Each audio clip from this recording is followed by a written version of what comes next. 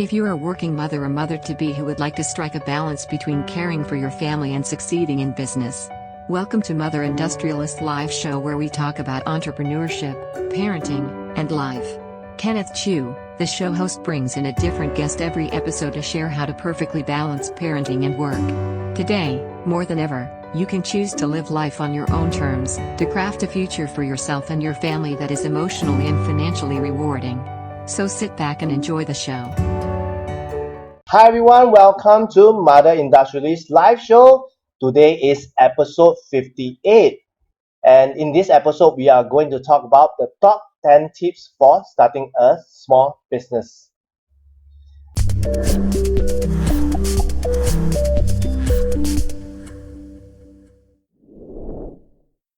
Hi, I'm Kenneth Chu, the host of Mother Industrialist Live Show, where we talk about entrepreneurship, parenting, and life. And I'm the author of Mother Industrialist. This is my book. Okay, as you can see. In my book itself, I've interviewed 15 mompreneurs that I've personally known in the past 10 years, and I have featured their stories into the book. In the book, I break it down to the 3 P's, which is passion, purpose, and profit. With these 3 P's, you are able to kickstart your business. You are able to have more clarity of your business by implementing these 3 P's, and these 3 P's can help you to craft out your mompreneurship blueprint. And today is not about me. Today is about this really awesome lady that I have met virtually, and I've heard a lot of great things about her. She's a very inspiring lady. She empowers women. She has set up a lot of great communities all over the world. And today I'm really honored to have her onto my show. We have connected for a while. She's really a busy lady, but I'm so glad that and so blessed to have her to make time to come onto my show. And she's an entrepreneur. She's a co-founder and CEO of Connected Women. And without further ado, let us welcome Gina. Hi, Gina. Hi, Kenneth. Great to see you. Thanks for inviting me. I've been really excited about this show. Me too. I'm really glad that we finally got connected, got you onto the show, and really blessed for such a awesome lady to be on my show. And like I mentioned before to you that before we kickstart the show, there's a tradition that every guest get to post the question of the day out to the audience and also to the next guest. So Gina, are you ready to answer the question of the day posted by the previous guest before we can officially kickstart the show? Yes. Okay. I hope it's an easy one. I will share with you and you see if it's as easy. Okay, the question of the day posted by the previous guest is: if you will be given 100,000 for your business, what will be the 3 things you will do to propel your business? Okay, I repeat again. If you will be given 100,000 for your business, what will be the 3 things you will do to propel your business? So while you have some time to think about it, I will go on to Facebook Live and see if we are live successfully. Then I'll come back to you, okay? Alright, cool. Oh, so what would I do if I had 100,000? Well, I think the first thing I would do is I would treat my team because my team works so hard, and we're a startup, so we're always bootstrapping. So I think last year we had an amazing team building activity, and because we're a fully remote team, so there's like 20 plus of us now, and we're all over the Philippines, and actually not just in the Philippines, some are in the UK as well. So it would be great to have everyone together again and just have a super nice kind of like activity to get to know each other more in person. That would be a really cool thing to do, and I think it would be an amazing, well worth investment. And what else? I think, well, the rest we're already kind of trying to do, like all of the other activities that I think we need to do in the business, we're doing already so far. So of course, there's never enough money in the business. So other areas that we could strengthen, we would have to look at, like priorities like any other business. But definitely, I would invest in my team. So that is two things, right? Oh, two things. Okay, so Right. the other two things specifically would be probably my marketing, because you can never spend enough money on marketing. I think really sure that people know about us, because if they don't know about us, then how will they find us and help them? So that would be the second one more specifically, and then the third one would be continue to build the product. So we would invest into the product, because again, the better the product is, the better you can serve your customers, and the more people you can help. So those three things is what I would invest in. But I Okay, need good, more good. than 100,000. So that's a very very good answer. So would you say that do you rank it like in this manner, which is team, the first thing, and the second thing will be marketing, and the third thing will be product. So your priority is still invest in the team. Yes, absolutely. Good, good, good. That is what I believe in, because your team really they work with you, they hustle with you, they suffer together, and that's where you, if you have this funding, definitely to invest in them, in their development, in their welfare. I would say that. And also marketing is something that you need to reach it out to the audience, to your target audience, and last but not least, also to develop on the product to make it much better to serve your customers or anyone that is using your product or services.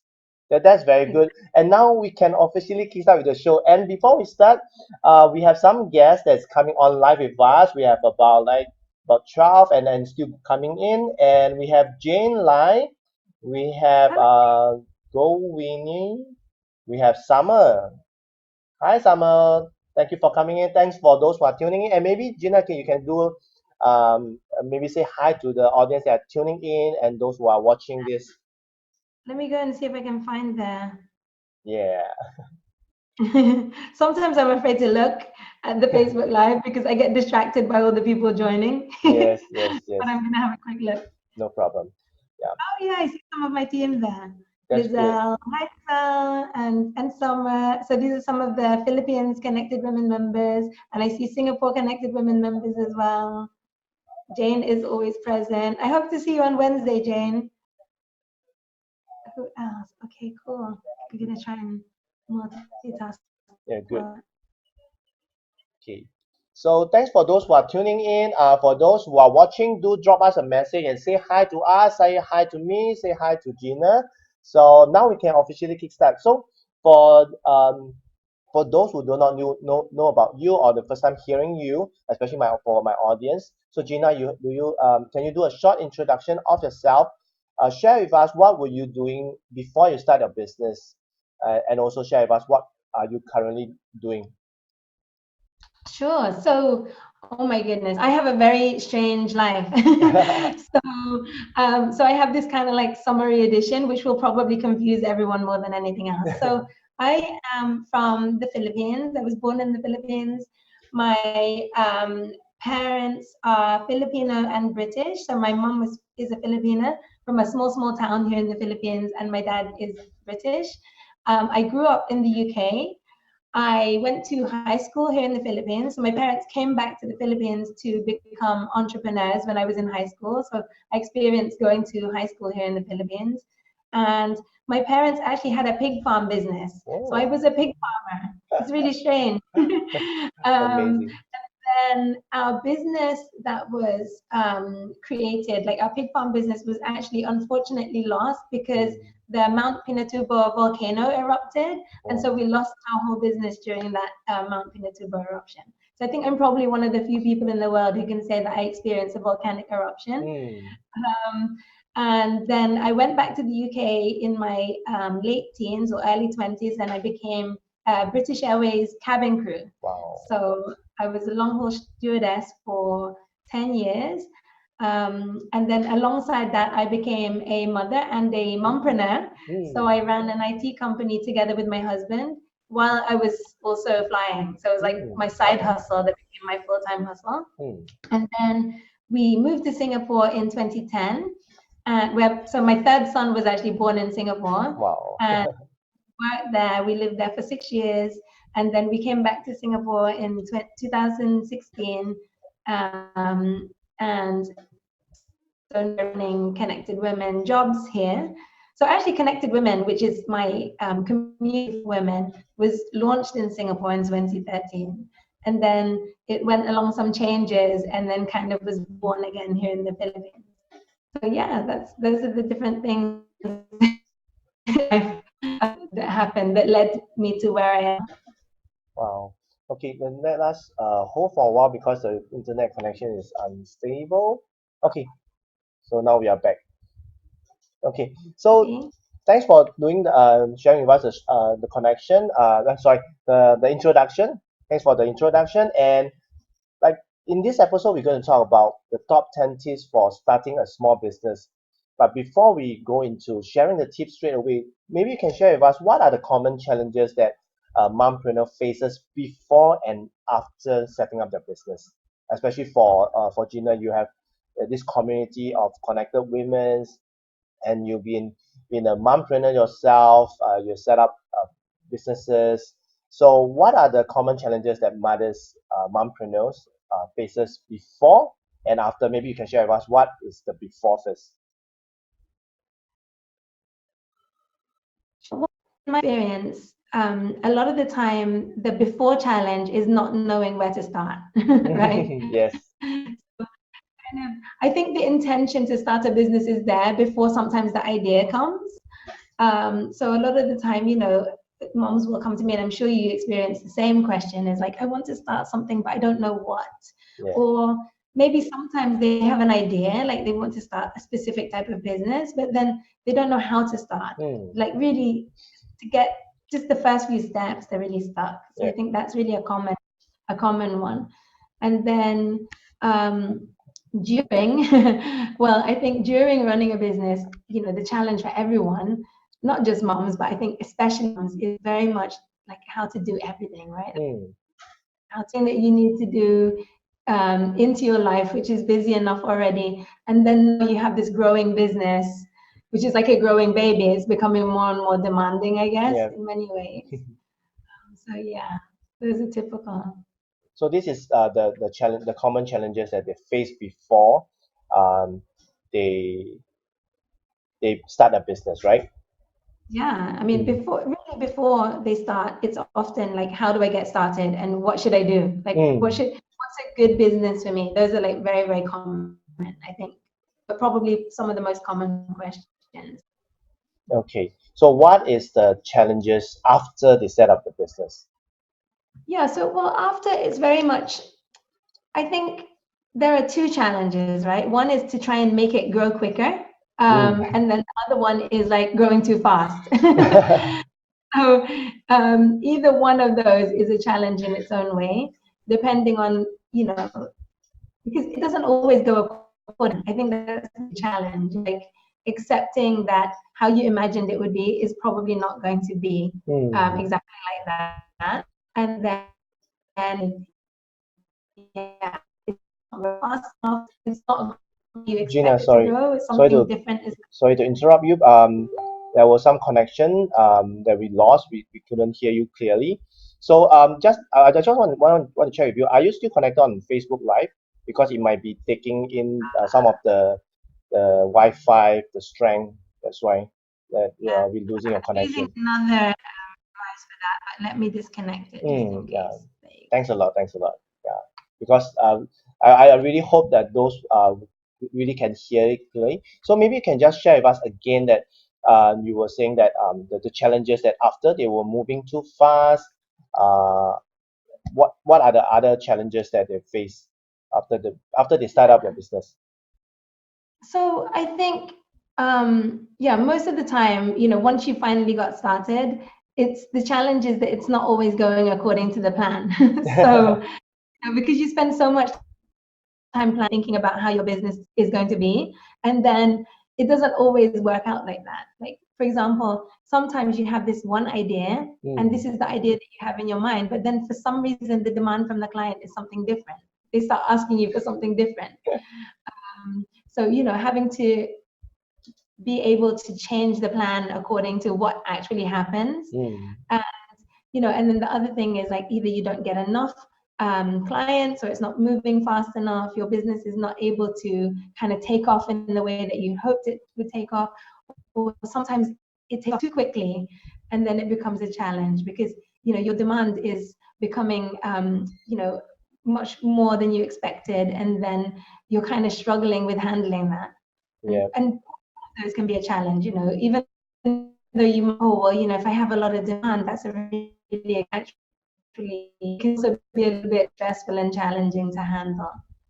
Yes, I totally agree that you shared on the challenges before and after business, especially before is what I have that mothers come to me and ask me what kind of business they should start, and they are always lost, and they always look at other people, what other people are doing good, and they want to do that. For example, oh, my friend is starting an e-commerce business, I also want to start an e-commerce business, but they always face these difficulties that they do not know that trade that much. They do not know a lot of things that, in fact, that business require a lot of time, and they jump into it, especially for mompreneurs, because maybe their friend, they're single, they started business, they have not, maybe they got married, have not kids, they do not have kids yet, but they jump into that business thinking that it will work for them. But as a mompreneur, as a mom, when you start a business, the number one thing you do not have is time. And if you do a retail e-commerce, you may be jumping into the wrong boat, because there's a lot of, I would say, hidden things that you will not be expecting, like fulfillment, logistic, how to get rid of your dead stock and stuff like that. And the challenges I also always see a lot of them after they set up their business is they have too many things to do. They want to do it all, like a one woman show. They want to do everything, say every single thing, and that is where this is what I always get from all the mothers coming to me, especially for mompreneurs. They want to do everything by themselves. They feel that they will be the only one that can do everything on themselves. I believe that you do agree with me, because that's where you started Connected Women, and also Connected Women Jobs, which you can share later on. And so what we know the challenges of um, women or even mothers who started business. So what are the common mistakes for them, especially for mom who wanted to start a small business?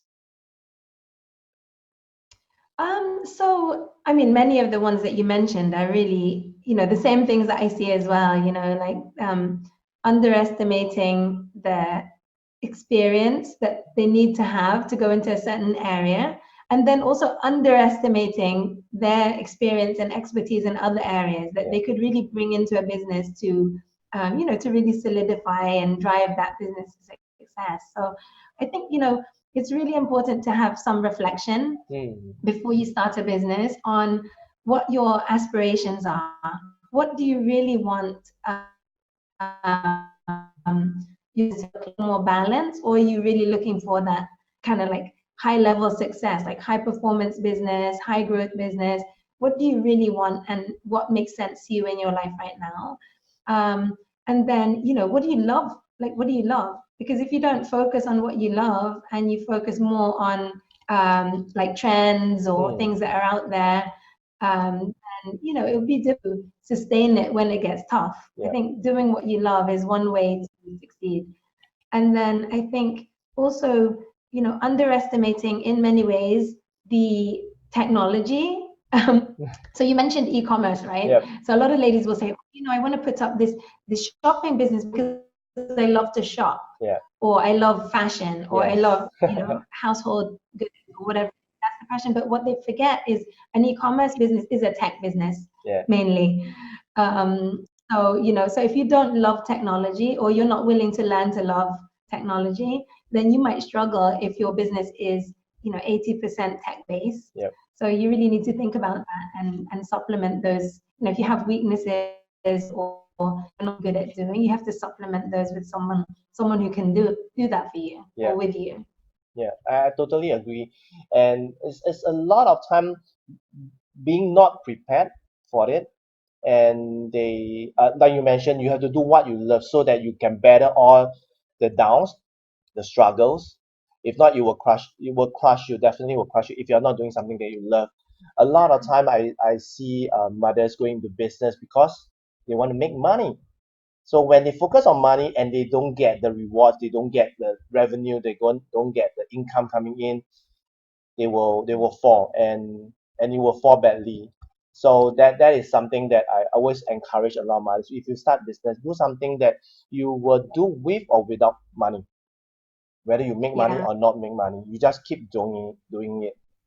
Then you figure out And how money is to super monetize important, it. but money is super important, but it's not the one, probably not going to be for most people what gets you out of bed in the morning. Yeah. So it can be money, but you need to make sure that that's tied into something, purpose, something that you really feel that you want to change the world and make a difference as well. Yeah. That's how what I believe, but I think you're also coming from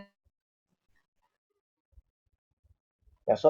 So that is why what I'm doing, because it drives me every day to to meet amazing mompreneurs like you, to invite you guys to onto the show to share your amazing story, to bring out your inspiring story, to inspire other mothers or inspire the aspiring mompreneurs. They want to start a business, they want to find a better way out.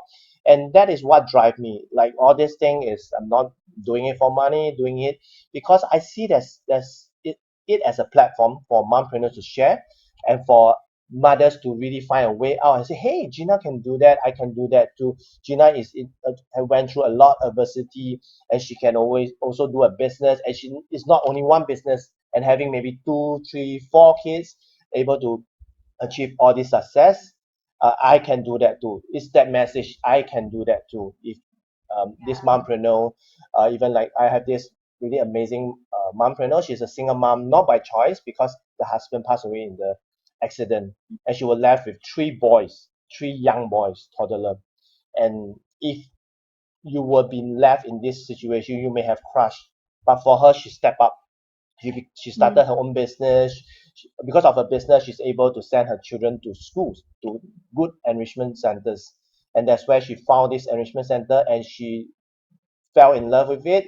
She felt that there's more purpose to empower more parents with all this knowledge in all this workshop. And she has been doing it for the past 14 years, very passionate about it, empowering parents, empowering children. So this is where I see even more purpose. Like the more mompreneurs I interview, like for you, you are really amazing. And I've heard your name even before I've connected with you, especially when I've connected with a group of home-based mom in Philippines. They have done, wow, you must know Gina. And your name keep popping up, and as you are really amazing, and I'm now very excited to have you and sharing all this stuff. So I know that Connected Women's, you gather a lot of women's who are starting business, or even to help business owners in various areas.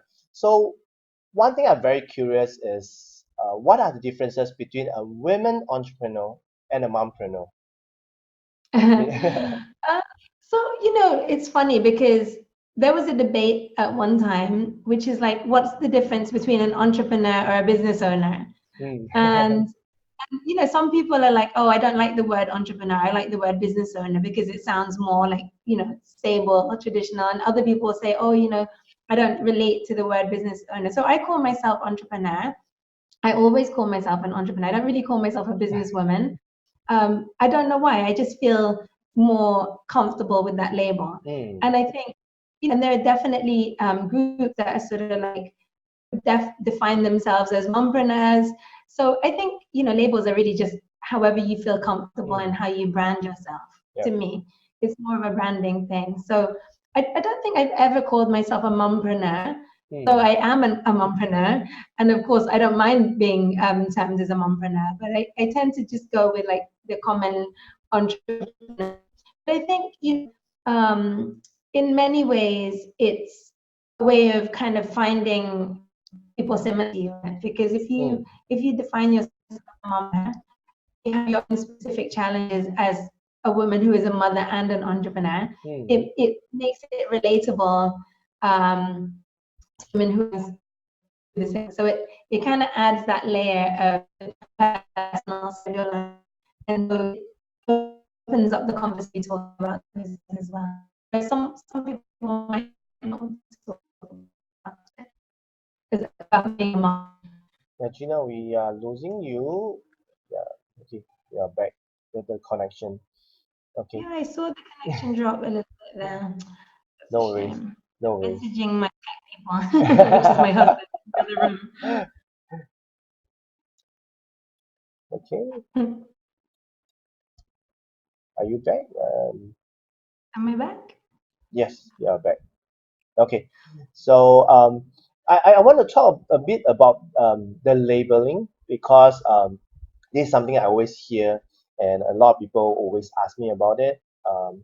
Like, do you like for you, you prefer to call yourself an entrepreneur rather than a mompreneur? Because I once talked, we have a conversation with a lady. She she's a writer, and she always struggle with this thing that why do you want to call yourself a women entrepreneur?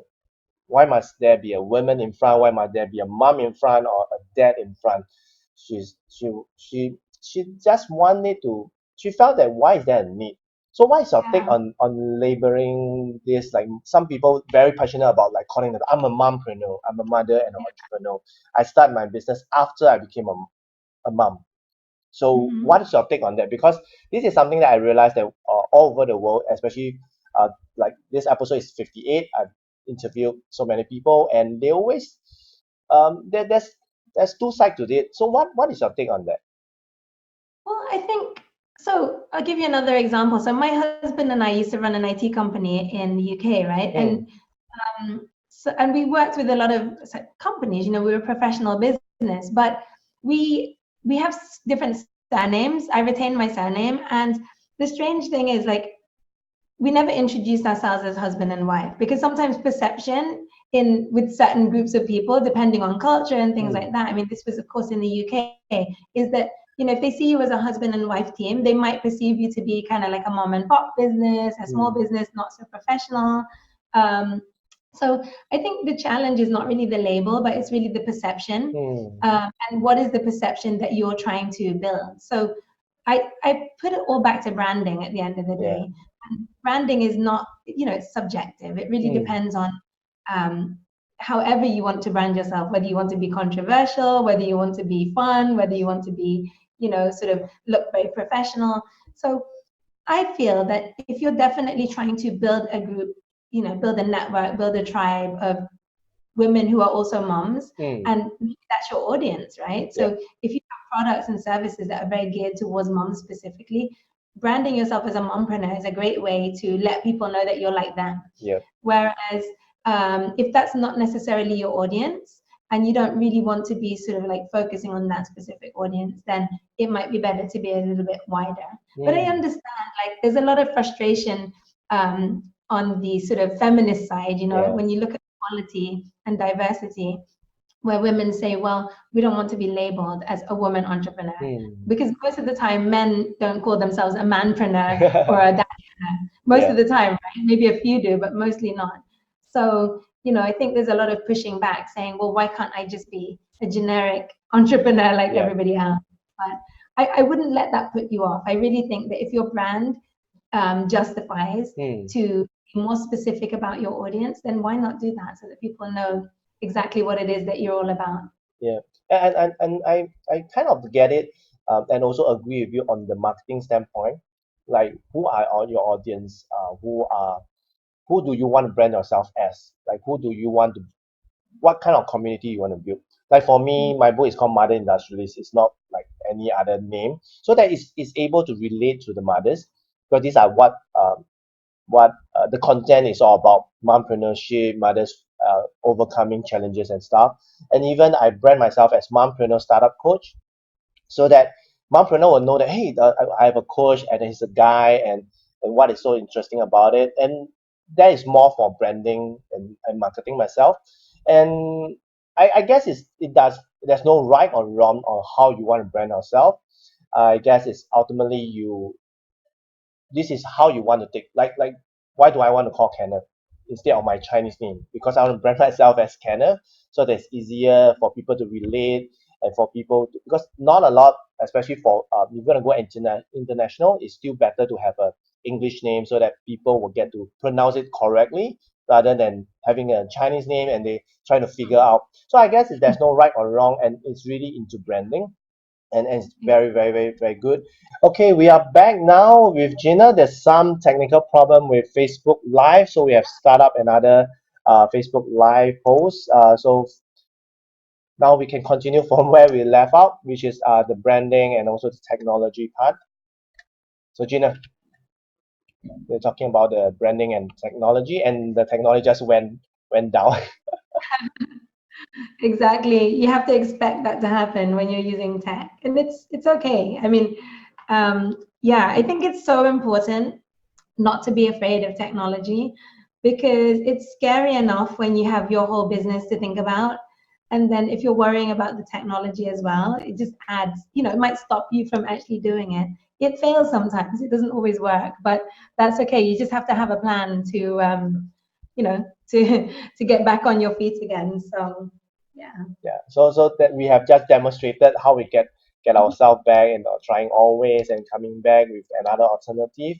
So yeah. So as we were saying that about mothers starting in the business, about the tech. So what advice do you have when they face like you were saying that when they face things that they do are not good at it, they are not well versed in it. What should they do? What's your advice for them? Yeah, well, I think, the first thing is really having that self-awareness.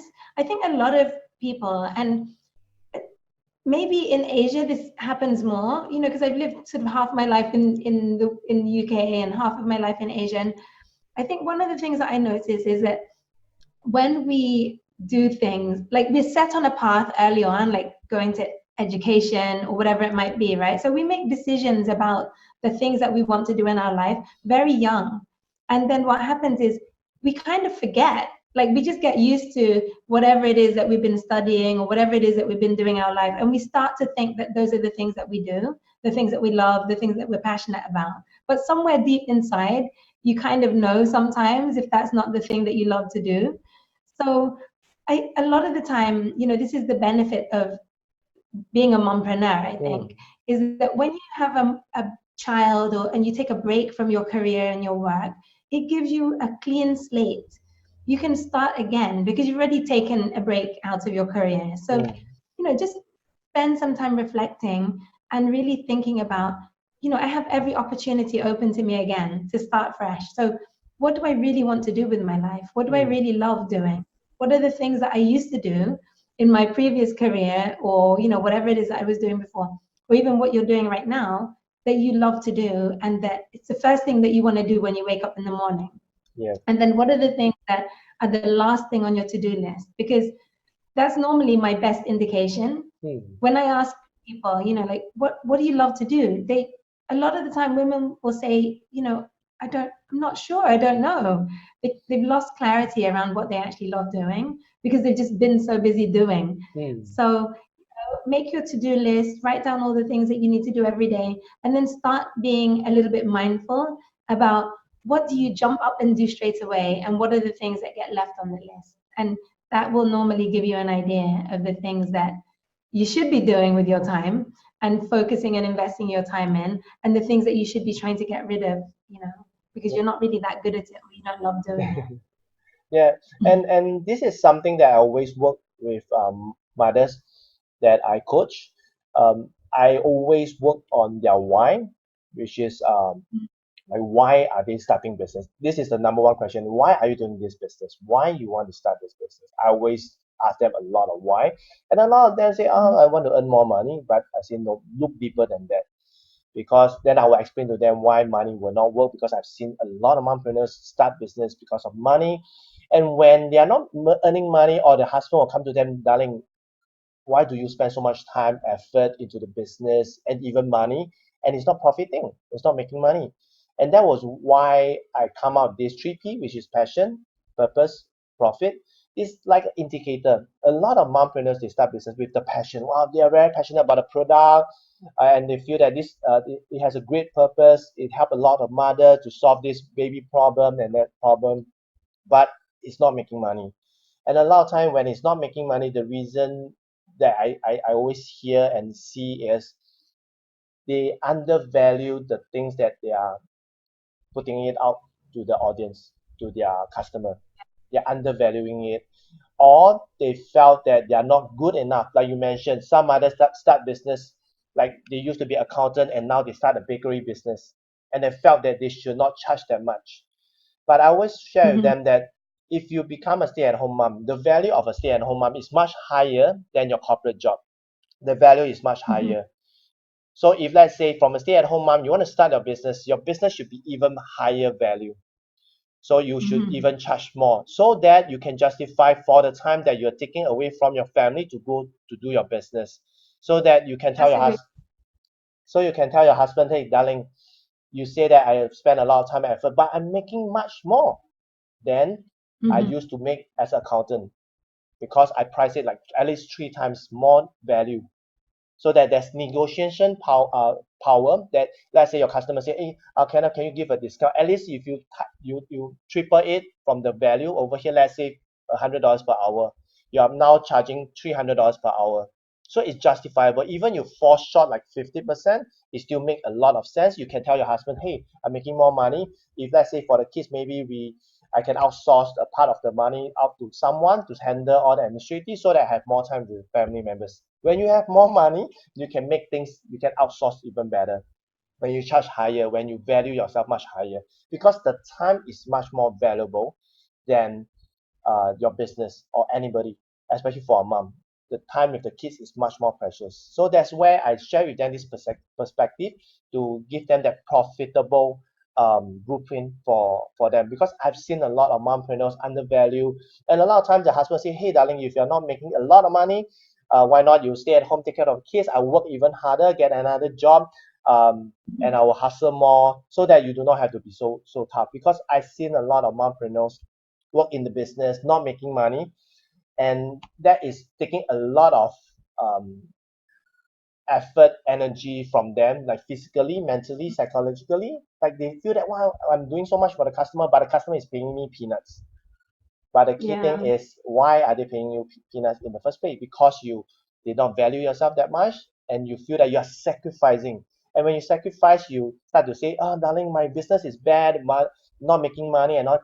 How would husband? I'm sharing a lot of time. I share a perspective of a husband. Why do we tell our wife? We do not want them to be unhappy. We do not want them to suffer. We do not want them to be frustrated, having all the anger, building a business where they don't love and it's not making money at all. So for us as your loved one, we want to protect you. That's where we tell you that, hey darling, why not you maybe you stop your business, you stay at home, take care of the kids. But this does not mean. But sometimes the mothers, the wife, hear it on a different version. They, oh, you're crushing my Yeah. dream. You're stopping me from doing something I love. But it's not the case. So when I share this perspective with them, they say, hey, it makes more sense because we love our wife. If not, I would not even marry the woman of my life. So this is one perspective I share with a lot of mothers, and it makes a lot of sense, and that's why they start to value themselves more. And this also go back to, do you believe that mothers should start businesses? Um, well, that's a good question and an interesting question. I mean, I think it goes back to what you said earlier about why. I don't think that anyone should just start a business for no reason. Most of the time, so when I've worked with women over the last, 14 years now, it's not just moms, right, that I work with. Mm, So there are 5 typical reasons why women sort of come join communities like Connected Women, and because they've started a business, right? So normally they have started a family, mm, so they're now looking for an alternative. Maybe they have been retrenched, like they've mm, been offered a package at their work, and yep, now they've taken the package and they want to do something new. Maybe they've burned out, so they've been doing whatever they've been doing for so long, and they suddenly realize that they're only like in their 30s and they're already exhausted and burned out, and their health is suffering and they're stressed. yep, Sometimes they've relocated, so they've already left behind the career or the business or whatever it is that they were doing before, and they're in a new place and they're trying to figure out, you know, what can I do now wherever I'm going to be. And yep, then the other one is they have this dream that they've been sitting on for so mm, long, and they just suddenly decide, they feel the calling or yeah, whatever. They don't want to wait anymore and they're going to just do it. yep, So those are typically the reasons why the women that I meet start a business. Mm. I think, I don't know, I'm sure there are other reasons as well, but those are the common ones. But I don't, and of course, the other one, which is probably somewhere in there in all of those examples, is the necessity to be financially independent. And I think it doesn't matter what background you come from, whether you're from a very humble background, whether you're from a very wealthy background, whatever your background, I think the ability to earn is very, very important. So I've been in a position where our family lost everything. Like, we had nothing. Like, I didn't finish my education. My parents had to go back to the UK after we lost our business. I had no prospects in life. And so I went to entrepreneurship as a means of survival. I can earn, and it's my own rules, right? Compared to maybe applying for a job where I couldn't even get into a job because I didn't have the qualifications. So I think, for many women, there's the survival factor. Like, I must earn because maybe the example that you mentioned earlier, where she might be a single mother, she has to provide for the kids. Or even those who are very well taken care of by the husbands. There's nothing like having that independence to be able to spend for yourself, whether it's a necessity or luxury item, or just being able to survive, so that if for any reason your husband lost his job or wasn't able to work or whatever else, right, you're still able to provide for yourself and the family if you're able to. So I think financial independence is very, very important, and I try to teach my kids how to earn, from an early age, even if it's just simple things, because if you can earn, then you can always survive. And I totally agree with the women entrepreneurs or even mompreneurs that started business. And for those example that you have shared, why they went into business, most of them are pretty successful because it's not about just money. A lot of times they have this very strong why that pushes them to overcome, because entrepreneurship is a lonely journey. And if you are not strong enough, if your why is not strong enough, you are not able to overcome all that. But one thing I always see a lot of mothers who jump into business and most of them are not successful is because they jump into business as a form of escapism from their corporate life, meaning that they do not want to deal with bosses, colleagues, gossip, and all that stuff. That's where they went into business, thinking that it will be a better way out, easy way out, but in the end it backfired because they felt that, hey, I'm putting in too much energy, too much effort, doing it all by myself. It's silly of me to jump into business, and a lot of time they are stuck in between because they have burned the bridges from the corporate, and they are starting the business because of certain, I would say, angle, because they have so much anger with the corporate, the previous employment, unhappiness, and they burn all the bridges. Hey, and a lot of the time I see them, hey, I'm not going back to this company, I'm not going corporate job, I burn the bridges and say I'm going to be entrepreneur, I'm going to be successful. This is what they say. And a lot of time they are stuck. A lot of time they stay at home and practically do nothing, or they try another business, they try businesses and after businesses. So this is something that I would encourage a lot of mothers not to just be more aware. Like you mentioned, the self-awareness is very important, to be aware that why you left your job, why you want to start a business. A lot of time when I say that, whatever, like when I coach the mothers, when I ask them why, they share with me. And if I feel that they are starting a business because of escapism from job, that corporate job, I will ask them this question.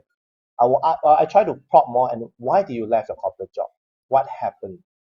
This is something like during coaching we will do that to really understand why did they leave and why did they start a business. Because a lot of time when I sense that they jump into business because they have this perception, a wrong perception, and that's where I went back to the job.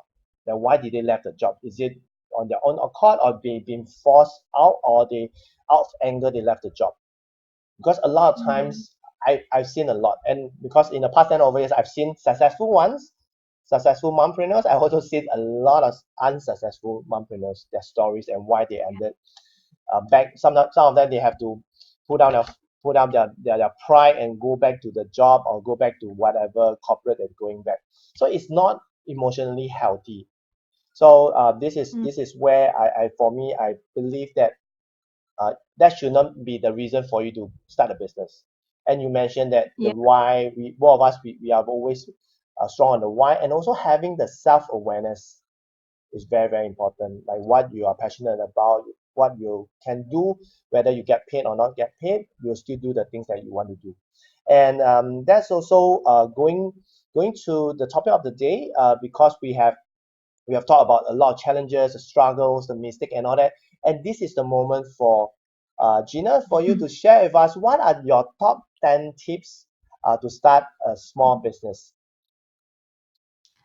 Okay, so there are so many tips. It's kind of hard to condense it into 10, but I think, I just focus on the things that I see very, very often when I work with women entrepreneurs, like challenges um, that they have and sort of opportunities, how you can turn those challenges into opportunities. So my first tip is to be your biggest fan, your own biggest fan. Because, a lot of the time you want to do this thing, you have this idea, you have this passion, you want to start your business. And then what will happen is you will share with your friends and family or your husband or whoever, and they all have an opinion, right? They all have an opinion about this idea that you have. And some will agree and think it's a great idea. And lots of people will tell you not to do it. They'll tell you all the reasons why you should not do this thing. And because they love you, right? It's like what Kenneth was saying earlier. It's like people who mean well do not always give good advice. So people will say, don't quit your job. You have a stable income. Why don't you just carry on with that? What about your education? You studied this particular field. You should stick to that. Maybe you're getting very close to getting promoted. There's so many reasons why people will tell you not to do it. But, the most important voice to listen to is your own voice. And if you don't believe in yourself and your own dream, then you're never going to get through setting up and launching and being successful in business. You have to rely on yourself to be your own biggest fan and be your champion. Yep. Right? That's my first tip. My second tip is think big, but start small. Yeah. Because I think we tend to overwhelm ourselves sometimes with our own vision. So we start with an idea and we love the idea, and then the idea gets bigger and bigger and bigger because we want to impact and help so many people and do so many things. And then all of a sudden we can't even take the first step because we don't even know what the first step is anymore. So, so really it's great to dream big. Brainstorm all your ideas, make all of your plans, how do you want to change the world? Make it as big as you want to make it, but break it down to the first thing. Yep. So at the end of the brainstorming and the big vision, ask yourself, okay, what's one thing that I can do right now to get this started? Yep. Because, otherwise, how do you get started? You start with just the first step. Baby right? steps. Yes, exactly. And the third one is to being open to new things. So, you mentioned, Kenneth, about, letting go of like your corporate sort of stress that you had in the past and your old hang-ups that you had, the things that you've been told by your teacher that you're not good at. A teacher when I was in school told me that I talk too much. They actually wrote it on my report. And it's probably true, but they said Gina would do well if she talked less. And I thought one day, and I had a terrible fear of public speaking for so many years. And then one day I went through hypnotherapy to get over my fear of public speaking. And this kind of came up, and I thought to myself, gosh, things that people tell you in the past stick in your mind and then become a source of your own anxiety and your own negative sort of self-talk. And I thought to myself, you know what? I can become a really good speaker because I have things that I want to share. And so, I had to open myself up to that. And even, technology tools, all of these things, don't limit yourself because of something that you were not good at in the past or something that someone told you that you're not good at. Just be open to it and try. And that leads me to my fourth tip, which is build a super team. I'm not saying that you have to hire 50 people at once. You don't have to do that. It could be just one part-time person. If you're not good at finance, hire your part-time accounts person. If you're not good at tech, hire your part-time tech person, or find a co-founder who loves to do those things. But don't try and do it yourself. If you're a fan of Marvel or any kind of superheroes, Avengers. yes, exactly. You will see that even like the major superheroes that have all their superpowers don't do it on their own. Not the big jobs anyway. They bring in their sort of like their teams, right? They form collaborations. They have their sidekicks. So it's important that you model on how superheroes do it. And the fifth tip is actually, Kenneth, you mentioned this word earlier, sacrifice. I believe in compromise rather than sacrifice. It's a very sad thing if you spend your life sacrificing for others, sacrificing your career for your family, sacrificing, your time for something that you don't like doing. Just try and look at compromise instead. There's only 24 hours in the day. Somewhere you're going to have to make some compromises. The amazing thing about being in your own business is you have probably not more time, unfortunately, necessarily, but you will definitely have more control of your time, more flexibility. So it means that you don't have to miss your kids, piano recital or school play, because you can go and do that, and then you can work again, and finish the tasks when they're already asleep in bed at night. So you have to compromise a little bit of sleep that night because you compromise a little bit of your work time to actually go to school. But you can actually build a kind of balanced and well thought through day if you manage your time well and really prioritize how you want to spend your time and make good choices around your time. And the sixth tip is be prepared to fail because things will go wrong 100%. You have to have your plan B, C, D, E all the way through the alphabet. Don't take yourself too seriously. Things will definitely not always go right, and you just have to be okay with it. But I think more importantly than being prepared to fail, you also need to be prepared to succeed. Yes. And this is an area where women are challenged, a lot. When we have focus groups and events where we invite women to share about their worries around their business, often in the beginning, they'll talk about fear of failure, right? What if it doesn't go right? And then the interesting thing is towards the end, all of the real deep-seated worries will come up, and it's actually linked to fear of success. What if my business grows so big? How will I have time to take care of my family? What if my cafe is so successful and then I'll need to hire people and then I'll need to make it bigger than I actually planned it to be? It's funny, isn't it? It's like the fear of success is there along with fear of failure. So, just embrace whatever comes along. If it's happening, if it's failing, it's your challenge to find a way to make it succeed. If it's succeeding, then, amazing. You have an opportunity to do something bigger than you ever dreamed of doing.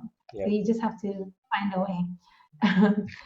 And know that either of these might happen in your journey. And so this number 8 is one of my favorite ones. Find your tribe. Kenneth mentioned earlier, it can be lonely. It can be stressful running a business, especially when those who love you around you are, not necessarily supportive, or they think they're supportive, but they're not necessarily supporting you. You have to find your tribe of like-minded people. That's why Connected Women exists, because your mom, your sister, your best friend are not always the best person to help you through your business challenges. So, be surrounded by people who have done it already, and they will mentor you. And be around people who have not even done as much as you've done yet, and you can mentor them. And everyone is a mentor, right? Like even if you just started your business yesterday, and I started my business today, you've done more than me. You started yesterday. You have 24 hours more knowledge than I have, so you can still help me. And mentoring is very powerful for yourself because that helps you learn as well. So, find your tribe of people and and find the right tribe. They should be Yeah. people that lift you up, not kind of tear Appropriate. you down. Yeah. Yeah. And 9, leading on from find your tribe, is lead your tribe. Hmm. You sometimes have to find yourself in a situation where you are the leader now, and not always intended. And I promise you, I never ever woke up one day and said, I want to be a leader. It was never anything I ever wanted to do. It wasn't on my to-do list, but somehow along the way, I can't even exactly pinpoint the moment when it actually happened, but it somehow happened. But I think it's because I said yes to step up, to help people mainly. People ask me, could you do this? Could you help me? And I say yes. And so that led me to somehow becoming a leader. Um, and I'm still trying to learn how to be a leader.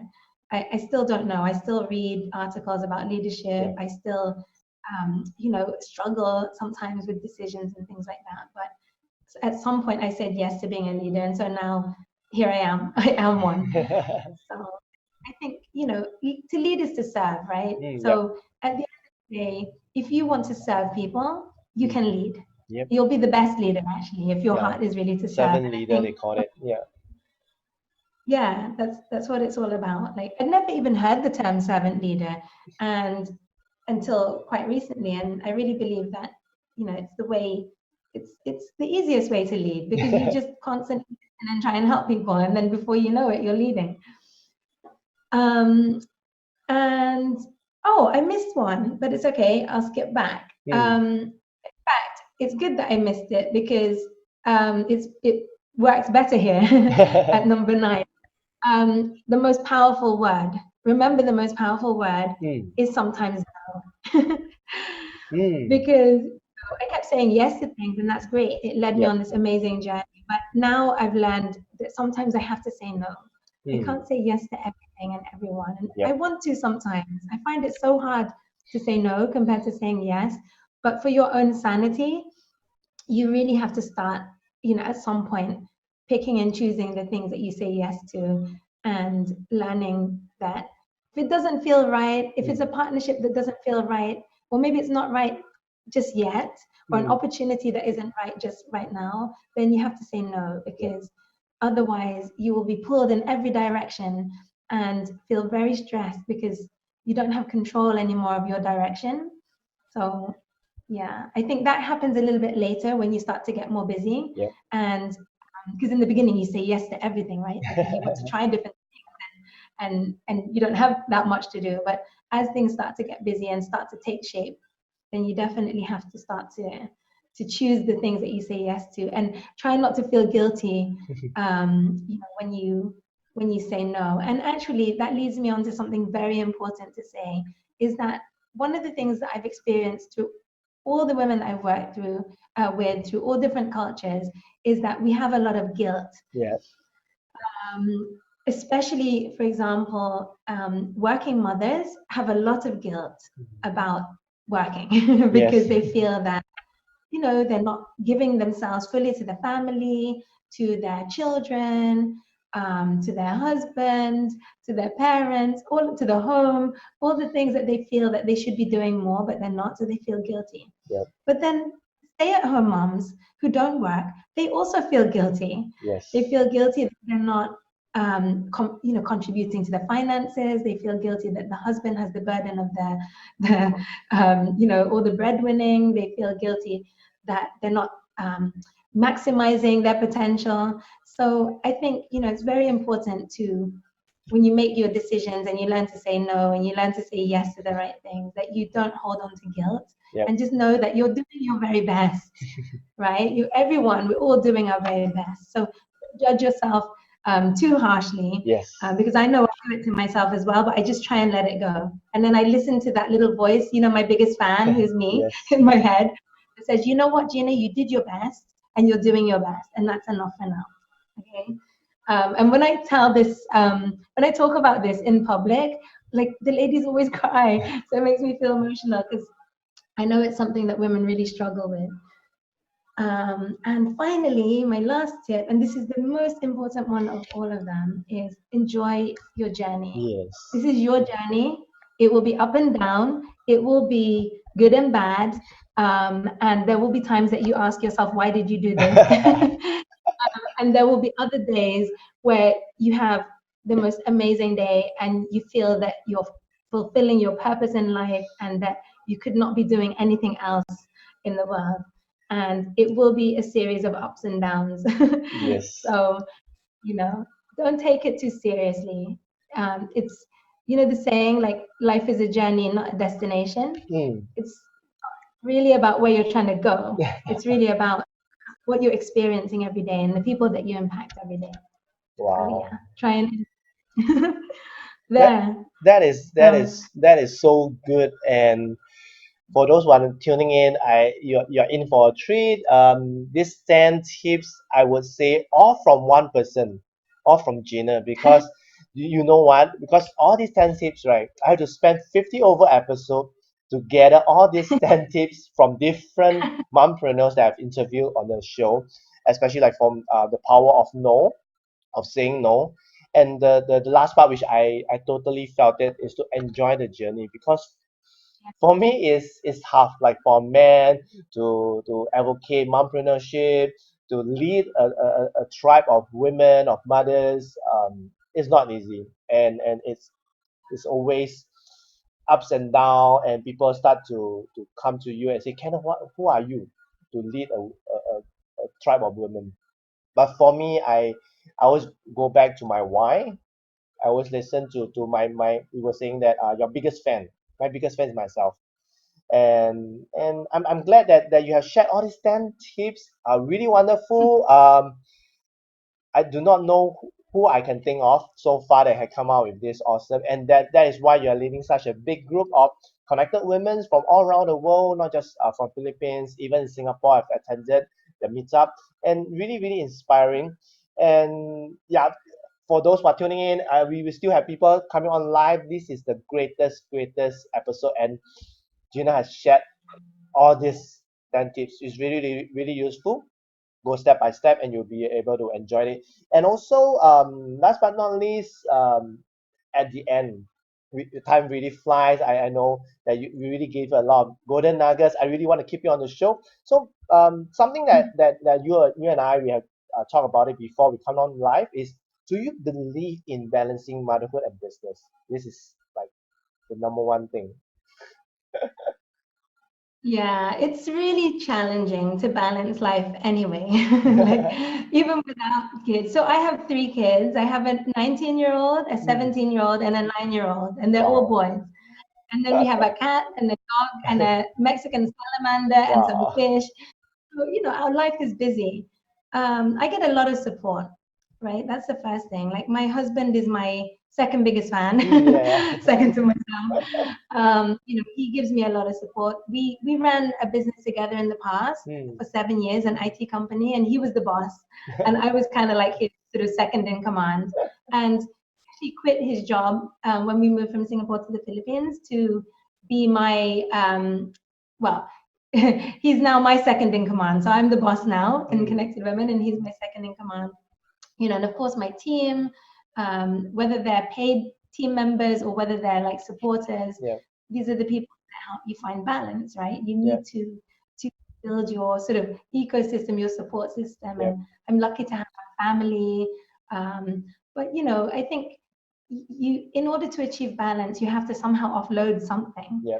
You can't achieve it all on your own. So, you have to just find even friends who are doing similar things to you that you can basically, I'll look after your kids today while you go and have a meeting, and then you take my kids tomorrow while Yeah. I have a meeting, things like that, right? There's always ways to find people that are in a similar situation to you. Yes. But if you try and do it all on your own, you won't be able to get any balance or sanity in your life. Yes.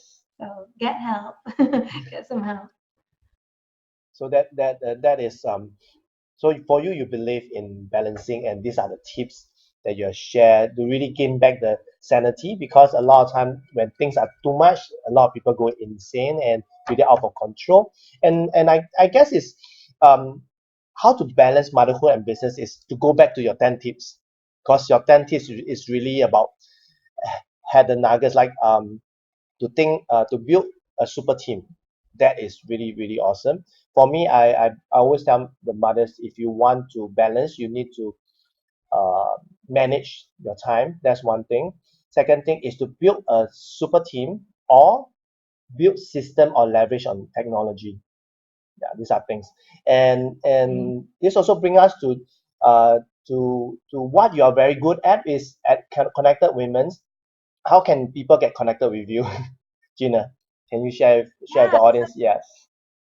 So we have a global meetup that's happening on Wednesday. So it's super cool. Every 6 weeks, we have volunteers who run meetups in different cities.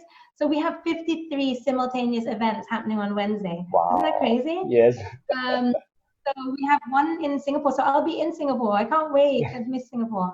So I'll be there at Found 8 running the meetup. Well, actually, it's run by our local volunteer host, Hmm. Louisa. But I'll be there just to say hi. And then in the Philippines, we have 39 cities happening on Wednesday evening, Wow. all across the Philippines. And then in Pakistan, we have 3 cities as well meeting because we have Wow. a strong community in Pakistan. So that's 43 cities across 3 countries.